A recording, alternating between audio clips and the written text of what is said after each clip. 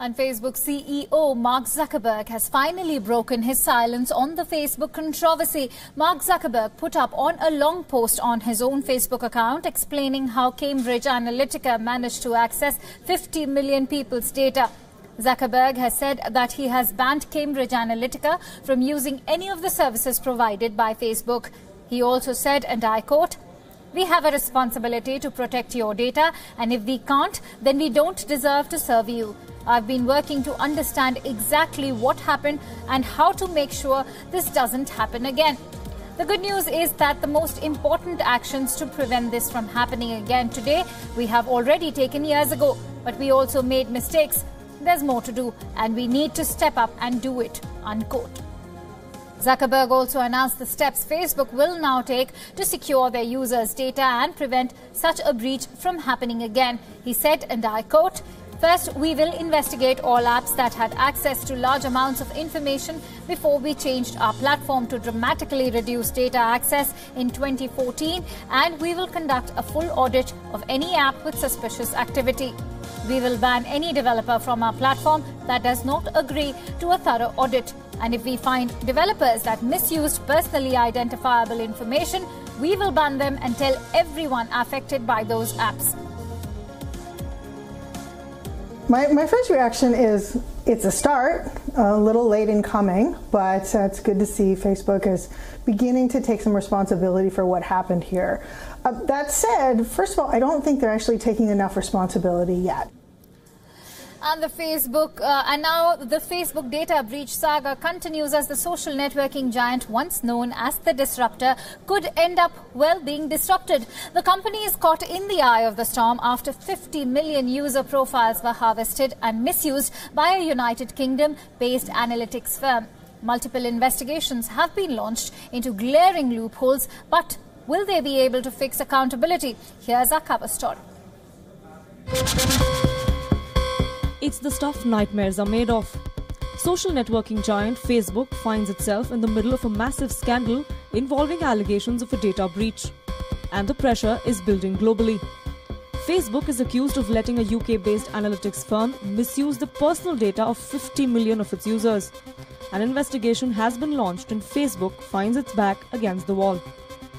At the moment, the social media giant is fighting for survival and legitimacy. Though this isn't the first time it's been accused of failing to protect user privacy, the latest incident has prompted users to delete their profiles and the app itself. Joining the clamour to delete Facebook is WhatsApp's co-founder. He took to Twitter saying it's time for everyone to delete Facebook. But while Mark Zuckerberg maintains a stoic silence on the issue, the company issued a statement. Playing victim, Facebook claimed that the data from their profiles was deceptively used by Cambridge Analytica. But the question is, did Facebook lose control of the data and fail to adequately monitor what third parties were doing? In the meantime, the man who blew the lid of this massive breach of trust came out and apologized. I'm trying to accept responsibility. I'm not shying away from the fact that I played an incredibly fundamental role in setting up this company. I made mistakes. I'm regretful and I'm sorry for that. But the very first thing that I have to do is tell people about it. Attempting to save face, the UK-based analytics company took some delayed action too. It suspended its embattled CEO. In a statement, Cambridge Analytica said, and I quote, "Mr. Nix's recent comments, secretly recorded by Channel 4, and other allegations do not represent the values or operations of the firm, and his suspension reflects the seriousness with which we view this violation." As it now turns out, the UK-based analytics firm may be in talks with political parties even in India. But as both Facebook and Cambridge Analytica face the heat, India too has sent out a stern warning.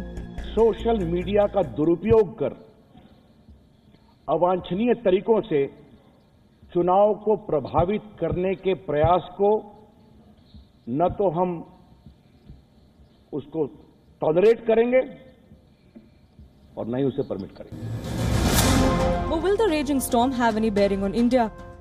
WION spoke to Cambridge Analytica's go-to company in India, which is owned by prominent political leader KC Tyagi's son. In fast-paced developments, OBI's website was suspended hours after its CEO spoke to WION.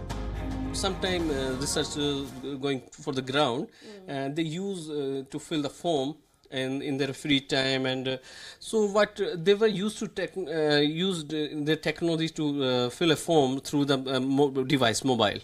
Like we can find out researchers' real location.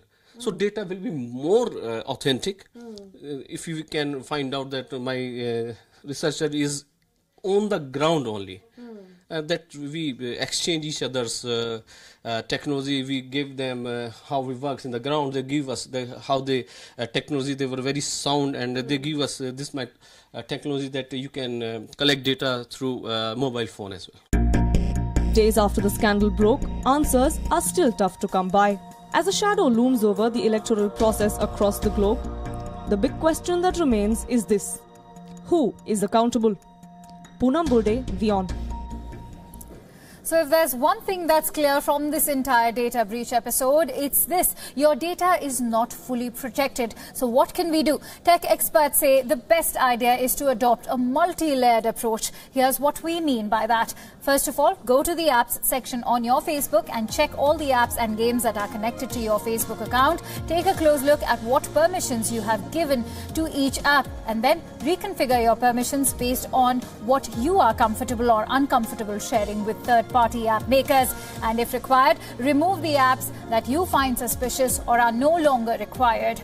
Next step is to go to your privacy and timeline settings and figure out what you want to share with public and what you think should just remain limited to your friends or a closed network.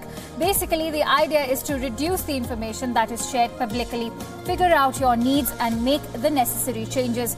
And the third step, you integrate any other app with your Facebook account. Make sure you pay attention to the privacy policies of the concerned apps.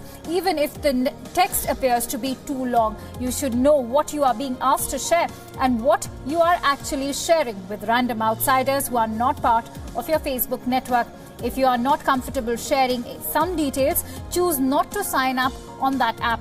And most importantly, beware of the games and quizzes that your friends share on Facebook, those that you play while idling away time or simply to have some fun, like apps that claim to tell you what you would be in the next birth or who you would resemble or how you would look like 20 years down the line.